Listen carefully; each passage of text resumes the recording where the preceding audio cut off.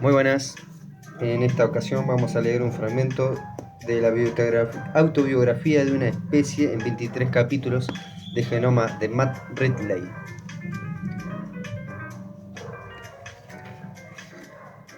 A ver a qué nos lleva.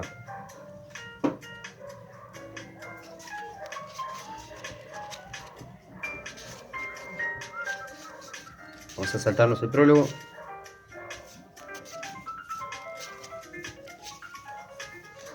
Cromosoma 1, vida. Tiene un epígrafe para empezar. Dice: otras formas suplen a todas las formas que parecen de uno en uno. Dejamos de respirar y morimos. Como burbujas en el mar nacidas de la materia, se elevan, se rompen y a ese mar regresan. Alexander Pope, Ensayo sobre el hombre.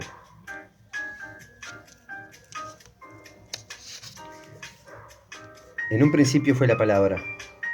La palabra convirtió al mar con su mensaje, copiándose sin cesar y para siempre.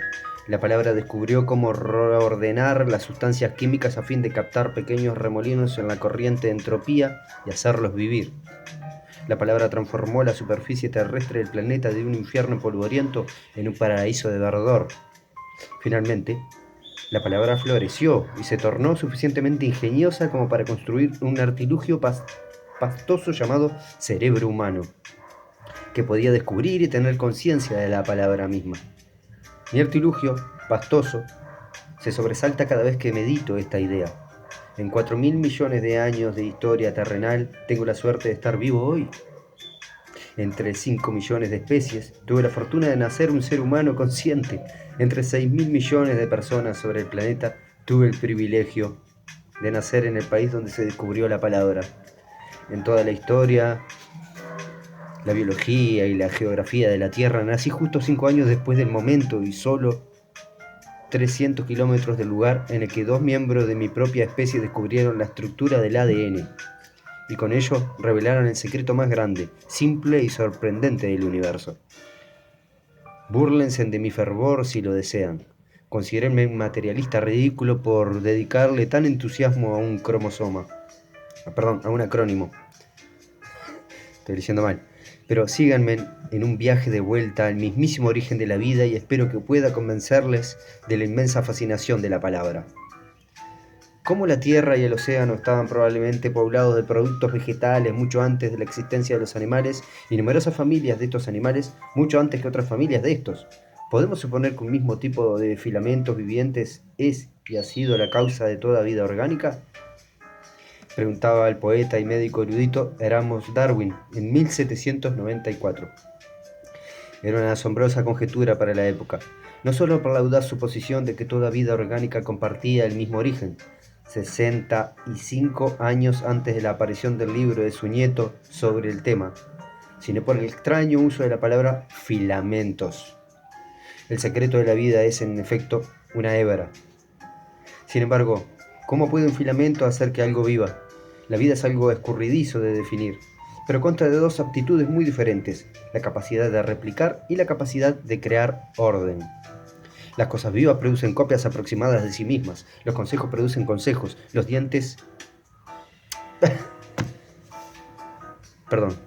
conejos producen conejos, los dientes de león producen dientes de león.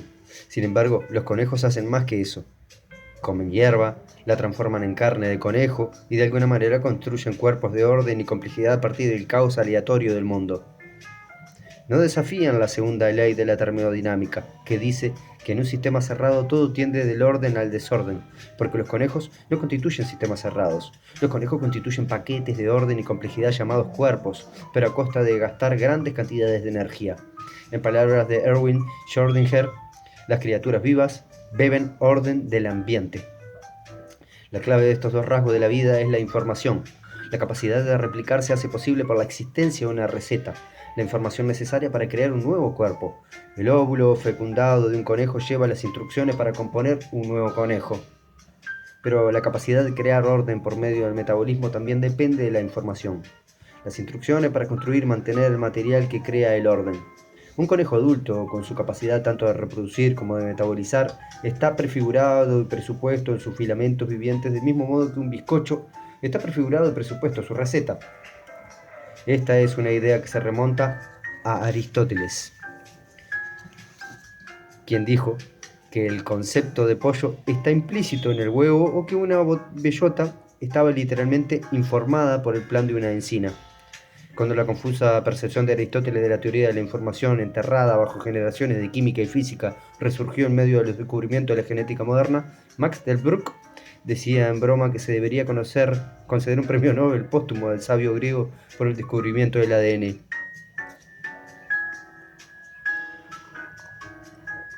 El filamento del ADN es información, un mensaje escrito en un código de sustancias químicas, una sustancia química por cada letra.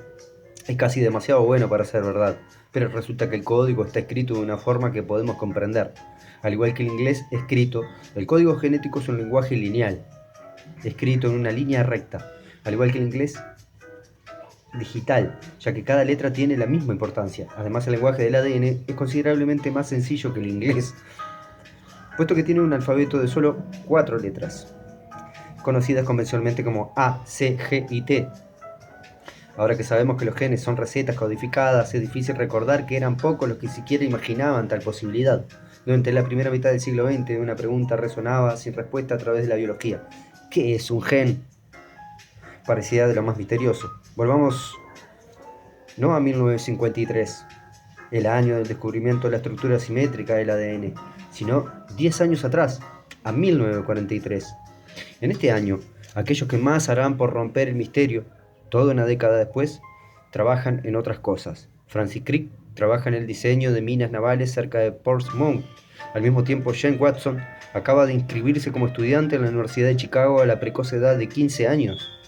Está decidido a dedicar su vida a la ornitología. Maurice Wilkins ayuda a diseñar la bomba atómica en Estados Unidos. Rosalind Franklin estudia la estructura del carbón para el gobierno británico. En Auschwitz, en 1943, Joseph Mengele tortura gemelos hasta la muerte en una parodia grotesca de investigación científica. Mengele intenta comprender la herencia, pero se comprueba que su eugenesia no es el camino al aprendizaje. Los resultados de Mengele no serán de utilidad para el futuro científicos. En Dublín, en 1943, un refugiado de Mengele y de lo de su calaña, el gran físico Erwin Schrödinger, emprende una serie de conferencias en el Trinity College tituladas ¿Qué es la vida? Intenta definir un problema. Sabe que los cromosomas contienen el secreto de la vida, pero no puede comprender cómo. Son estos cromosomas los que contienen una especie de guión en clave de toda la pauta del futuro desarrollo del individuo y su funcionamiento en el estado maduro. El gen, dice, es demasiado pequeño como para ser algo más que una gran molécula. Una revelación que inspira a una generación.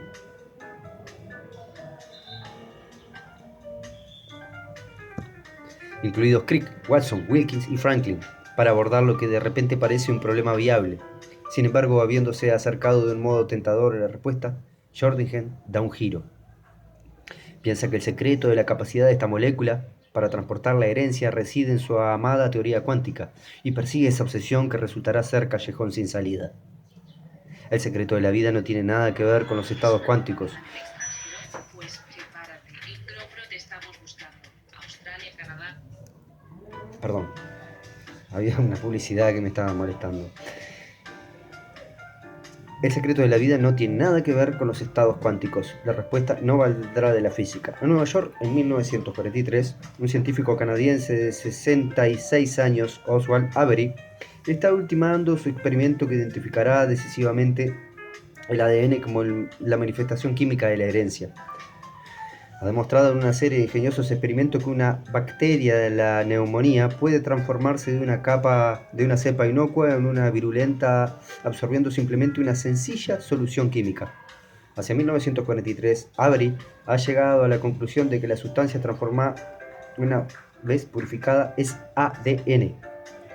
Pero al publicar sus conclusiones, las expresará en un lenguaje tan prudente que pocos le prestarán atención hasta mucho tiempo después.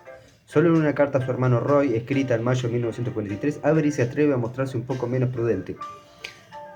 Y acá hay un fragmento. Si estamos en lo cierto y desde luego todavía no está demostrado, entonces significa que los ácidos nucleicos ADN no son solo sustancias estructuralmente importantes, sino funcionalmente activas en la determinación de las actividades bioquímicas y características específicas de las células. Y que por medio de una sustancia química conocida es posible inducir cambios previsibles y hereditarios en las células. Eso es algo con lo que han soñado los genetistas desde hace muchísimo tiempo. Avery casi lo ha conseguido, pero todavía piensa en términos químicos. Toda la vida es química, dijo Jean-Baptiste van Helmont en 1648. Haciendo conjeturas, al menos una parte de la vida es química, dijo Friedrich Höhler en 1828, después de sintetizar urea a partir del cloruro amoníaco y cianuro de plata. De ese modo rompió la hasta entonces sacrosanta división entre los mundos químico y biológico. La urea era algo que hasta entonces solamente habían producido los seres vivos. Que la vida es química es cierto por tedioso. Lo mismo que decir que el fútbol es física. La vida, más o menos, consiste en la química de 3 átomos, hidrógeno, carbono y oxígeno, que entre ellos constituyen el 98% de todos los átomos de los seres vivos. Pero lo que resulta interesante son las propiedades de la vida que están apareciendo, como la heredabilidad, no las partes constituyentes. Avery no puede explicarse que tiene el ADN que le permite contener el secreto de las propiedades hereditarias. La respuesta no vendrá de la química. En Bletchley, Gran Bretaña, en 1943 y con total discreción, un brillante matemático, Alan Turing, ve su intuición más sagaz convertida en una realidad física. Turing ha sostenido que los números pueden calcular números. Para descifrar las máquinas codificadoras, Lorentz, del ejército alemán, se ha construido un ordenador llamado Colossus, basado en los principios de Turing. Se trata de una máquina universal con un programa almacenado que puede modificarse. En ese momento nadie se da cuenta, Turing menos todavía, pero probablemente está más cerca del misterio de la vida que ningún otro. La herencia es un programa almacenado que se puede modificar. El metabolismo es una máquina universal. La receta que los vincula es un código, un mensaje abstracto que se puede expresar de una forma química, física, incluso inmaterial. Su secreto es que puede hacer que se replique a sí mismo. Todo aquello que puede usar los recursos del mundo para lograr copias de sí mismo está vivo. Lo más probable es que tal cosa tome la forma de un mensaje digital, un número, un manuscrito o una palabra. En New Jersey, en 1943, un investigador tranquilo y solitario llamado Claude Shannon está rumiando una idea que tuvo por primera vez en Princeton algunos años antes. La idea Shannon es que la información, la entropía, son las caras opuestas de una misma moneda y que ambas están íntimamente ligadas a la energía. Cuanto menos entropía tenga un sistema, más información contiene. Una máquina de vapor reparte la entropía para generar energía debido a la información que le ha inyectado su diseñador. Lo mismo hace un cuerpo humano. La teoría de la información de Aristóteles y la física de Newton se dan cita en el cerebro de Shannon. Al igual que Turing, Shannon no posee conocimientos de biología, pero su intención está más relacionada con la cuestión de qué es la vida que una montaña de química y física. La vida es también información digital escrita en el ADN. En un principio fue la palabra no era ADN, eso vino después, cuando la vida ya estaba instaurada y cuando había repartido la tarea entre las actividades distintas, el trabajo químico y el almacenamiento de información, el metabolismo y la replicación. Pero el ADN contiene un historial de la palabra, transmitido fielmente a lo largo de todos los periodos de tiempo subsiguientes hasta el asombroso presente. Imagínense el núcleo de un óvulo humano bajo el microscopio. Ordenen los 23 cromosomas si pueden, por tamaño, el más grande a la izquierda, el más pequeño a la derecha. Ahora, acerquen el objetivo sobre el cromosoma más grande, el llamado cromosoma 1, por razones puramente arbitrarias. Cada cromosoma tiene un brazo largo y un brazo corto separados por una constricción conocida como centrómero. En el brazo largo del cromosoma 1, cerca del centrómero, encontrarán, si lo estudian con detenimiento, que hay una secuencia de 120 letras, A, C, G, T, que se repite una y otra vez. Entre cada repetición se halla un tramo de texto aleatorio, pero el párrafo de 120 letras sigue apareciendo de nuevo como un estribillo conocido más de 100 veces en total. Este corto párrafo es tal vez lo más cercano que podemos obtener a un eco de la palabra original. Este párrafo es un gen pequeño, probablemente el único gen más activo del cuerpo humano. Sus 120 letras están copiándose constantemente en un corto filamento de ARN. La copia se conoce como ARN 5S. Se establece con un montón de proteínas y otros ARN, cuidadosamente entrelazados en un ribosoma, una máquina cuya tarea consiste en traducir las recetas del ADN en proteínas. Y son las proteínas las que permiten que el ADN se replique. Parafraseando Samuel Butler, una proteína no es más que la forma que un gen tiene de producir otro gen, y un gen no es más que la forma que tiene una proteína de producir otra proteína. Los cocineros necesitan recetas, pero las recetas también necesitan cocineros. La vida consiste en la interacción de dos tipos de sustancias químicas, proteínas y ADN. La proteína representa la química, la vida, la respiración, el metabolismo y la conducta, lo que los biólogos llaman fenotipo. El ADN representa la información, la replicación, la procreación, el sexo, lo que los biólogos llaman genotipo. Ninguno puede existir sin el otro. Es el clásico argumento del huevo y la gallina. ¿Qué fue primero, el ADN o la proteína? No puede haber sido el ADN porque el ADN es un fragmento matemático pasivo e inútil que no cataliza reacciones químicas. No puede haber sido la proteína porque la proteína es pura química y no tiene una forma conocida de copiarse exactamente a sí misma. Parece imposible que el ADN inventara la proteína o viceversa.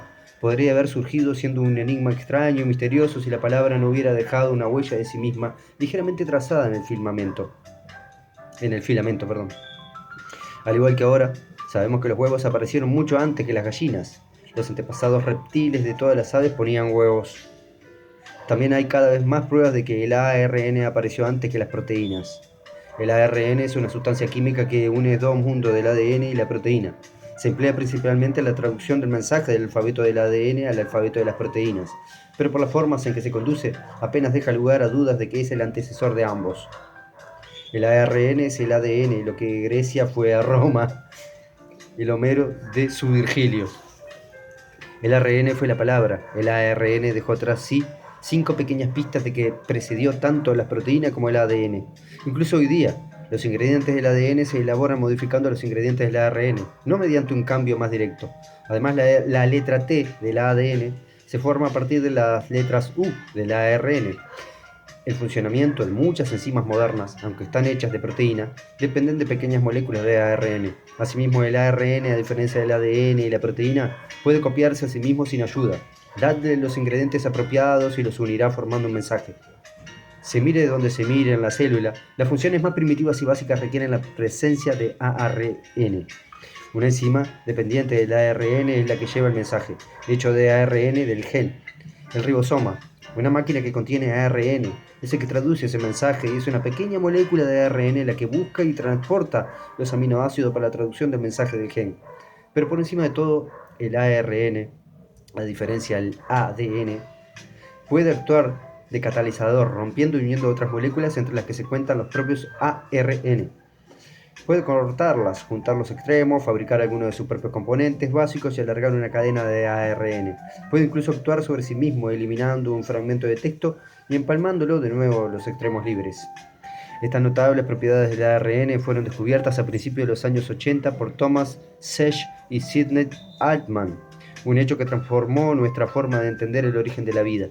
Hoy día parece probable que el primero de todos los genes, el gen UR, fuera una combinación de replicador-catalizador, una palabra que utilizan las sustancias químicas que tenía a su alrededor para duplicarse.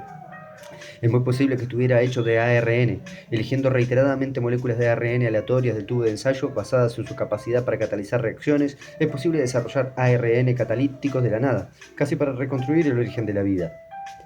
Y uno de los resultados más sorprendentes es que estos ARN sintéticos acaban a menudo con un tramo de texto que reza extraordinariamente igual que parte del texto de un gen de ARN ribosómico, como el gen 5S del cromosoma 1. Retrocediendo a la época previa a los primeros dinosaurios, los primeros peces, los primeros gusanos, las primeras plantas, los primeros hongos, las primeras bacterias, había un mundo de ARN. Probablemente en alguna parte, hace unos 4.000 millones de años, poco después del comienzo de la existencia del planeta Tierra y cuando el universo tenía una edad solo 10.000 millones de años, no sabemos qué aspecto tenían estos riboorganismos, solo podemos imaginar qué hacían para vivir.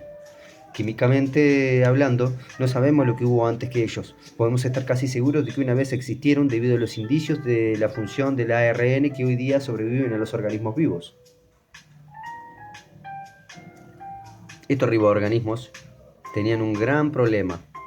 El ARN es una sustancia inestable que se descompone en el plazo de unas horas.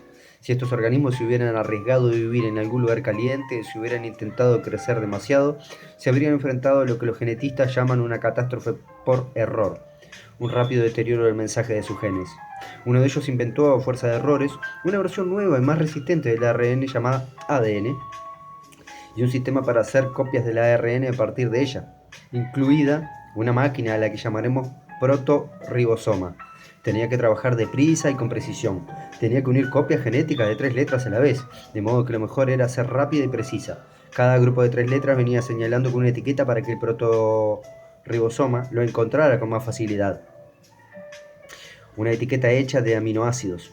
Mucho después, estas etiquetas se unieron para formar las proteínas y la palabra de 3 letras se convirtió en un tipo de código para las proteínas, el mismísimo código genético.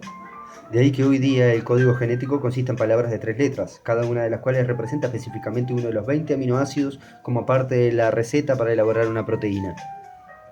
Y de este modo nació una criatura más compleja que almacenaba su receta genética en el ADN, fabricando sus máquinas para elaborar proteínas y utilizaba el ARN para salvar el vacío entre ellos. Su nombre era Luca, el último ancestro común y universal. ¿Qué aspecto tenía? ¿Dónde vivía? La respuesta convencional es que tenía el aspecto de una bacteria y vivía en un estanque cálido, posiblemente cerca de una fuente termal o de alguna laguna marina. Durante los últimos años ha estado de moda darle un domicilio más siniestro, ya que hizo patente que las rocas bajo la tierra y el mar están impregnadas de miles de millones de bacterias cuya fuente de energía eran sustancias químicas. Actualmente a Luca se la sitúa a una gran profundidad en una fisura de las rocas ígneas, donde se alimentaba de azufre, hierro, hidrógeno y carbono. Hasta el día de hoy, la vida sobre la superficie de la Tierra no es más que un barniz. En las bacterias termófilas, que se encuentran a gran profundidad bajo la superficie, donde posiblemente son responsables de generar lo que llamamos gas natural, puede que haya 10 veces más carbono orgánico del que existe en toda la biosfera. Existe, sin embargo, una dificultad conceptual en lo que se refiere a tratar de identificar las formas de vida más primitivas. A la actualidad, a la mayoría de las criaturas les es imposible tener genes salvo de sus padres, pero esto no ha sido siempre así. Aún hoy día, las bacterias pueden obtener genes de otras bacterias simplemente ingiriéndolas. En otro tiempo, pudo haber habido un comercio extendido de genes, incluso robo. En el pasado remoto, los cromosomas eran probablemente numerosos y cortos, y cada uno contenía un gen que podía perderse o adquirirse con suma facilidad.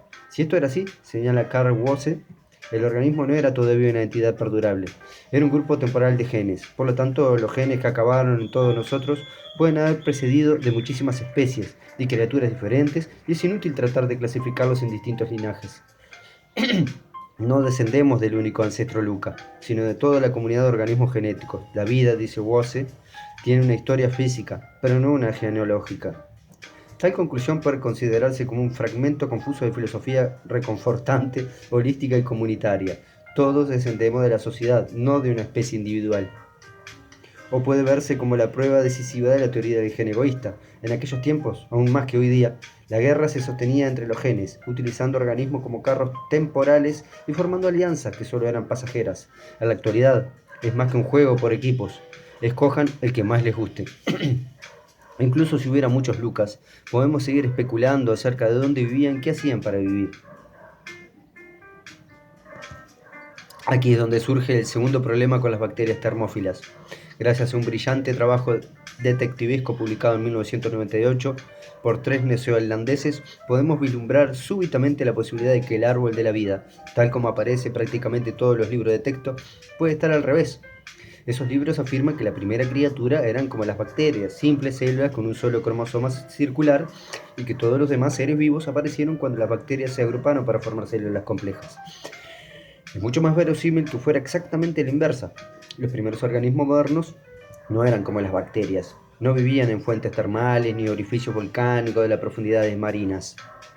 Eran mucho más parecidos a los protozoos, con genomas fragmentados en varios cromosomas lineales antes que uno circular y poliploides, es decir, con varias copias además de cada gen para ayudar a corregir los errores ortográficos.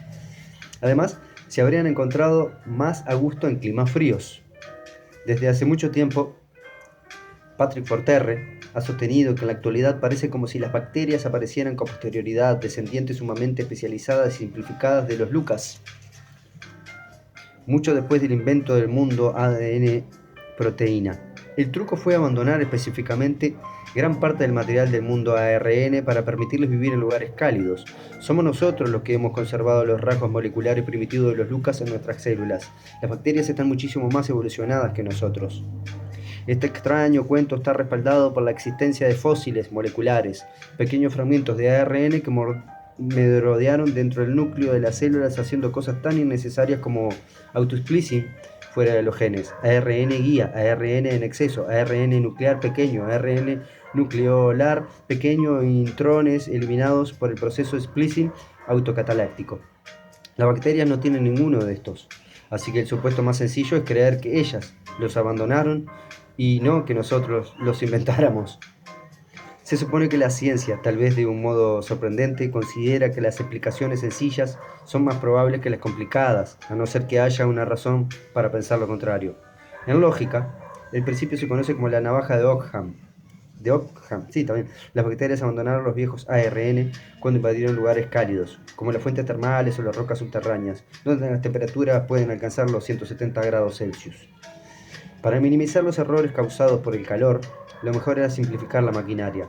Después de abandonar los ARN, las bacterias descubrieron que su nueva maquinaria celular más eficiente las capacitaba para competir en comunidades ecológicas, tales como las parasitarias y carroneras, donde la velocidad de reproducción constituía una ventaja. Nosotros conservamos esos viejos ARN, reliquias de máquinas reemplazadas de hace mucho tiempo, pero nunca desechadas del todo. A diferencia del mundo tremendamente competitivo de las bacterias, nosotros, es decir, todos los animales, plantas y hongos, nunca nos vimos sometidos a una competencia tan feroz para ser rápidas y sencillos. En cambio, dimos mayor importancia al hecho de ser complicados, de tener tantos genes como fuera posible antes que una máquina más eficiente para utilizarlos. La palabra de 3 letras del código genético son las mismas en todas las criaturas. CGA significa arginina y GCG significa alanina. En los murciélagos, los escarabajos, las hayas y las bacterias. Incluso significan lo mismo en las denominadas erróneamente arqueobacterias, que habitan a temperaturas muy elevadas, en manantiales sulfurosos, a miles de metros bajo la superficie del océano Atlántico o en esas cápsulas microscópicas de carácter tortuoso llamadas virus. Donde quiera que vayas por el mundo, sea cual sea el animal, planta, bicho o masa amorfa que observes, si está vivo utilizará el mismo diccionario y conocerá el mismo código. Toda la vida es una. El código genético, con excepción de algunas diminutas aberraciones locales, principalmente en los protozoos ciliados por razones inexplicadas, es el mismo en todas las criaturas. Todos utilizamos exactamente el mismo lenguaje. Esto quiere decir, y las personas religiosas podrían encontrar en esto un argumento útil, que solo hubo una creación, un único acontecimiento cuando nació la vida.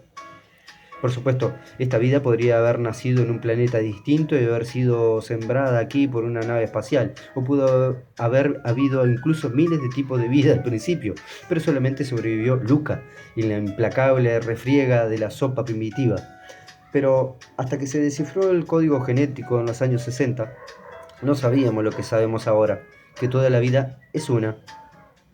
El alga es nuestro primo lejano y el anthrax uno de nuestros parientes avanzados. La unidad de la vida es un hecho empírico.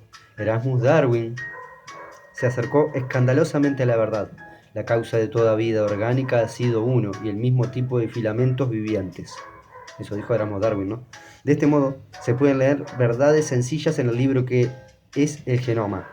La unidad de toda la vida, la primacía del ARN, la química de la primerísima vida en el planeta, el hecho de que grandes criaturas unicelulares fueran probablemente los antepasados de las bacterias y no al revés.